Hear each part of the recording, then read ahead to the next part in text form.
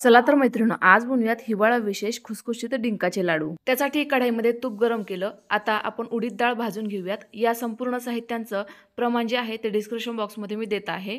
सोबतच detail recipe खाद्यप्रेमी या YouTube चॅनलवर शेअर केली आहे, तिथे जाऊन बघू शकता। उडीद डाळ भाजून घेतल्यानंतर डिंक छान असा फुलेपर्यंत तळून घ्यायचा। नंतर ड्रायफ्रुट्समध्ये काजू, बदाम आणि गोडंबी देखील छान अशी तळून घेतली। ते भाजून झालं की पंपकिन सीड, ऑलिव्ह आणि खसखस देखील भाजून घेतलं। सेम पद्धतीने खारीक खोबरं पावडर देखील भाजून घेतलं। आता उडीद डाळ सुरुवातीला सेपरेट दळायची। ते दळून झालं की लगेच डिंक दळून घ्यायचा। नंतर पंपकिन सीड आणि ड्रायफ्रुट्स थोडेसे जाडसर दळून घ्यायचे। संपूर्ण साहित्य तयार झालं की आता ते व्यवस्थित असं मिक्स करून घ्यायचे।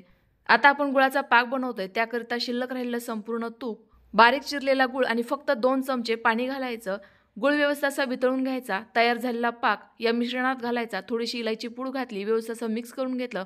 आता पटापट हे गरम असतानाच लाडू बांधून घ्यायचे। आपले हिवाळा विशेष खारीक खोबऱ्याचे डिंक घालून लाडू तयार झाले। तुम्ही सुद्धा नक्की ट्राय करा। पुन्हा एकदा भेटूयात। Bye bye.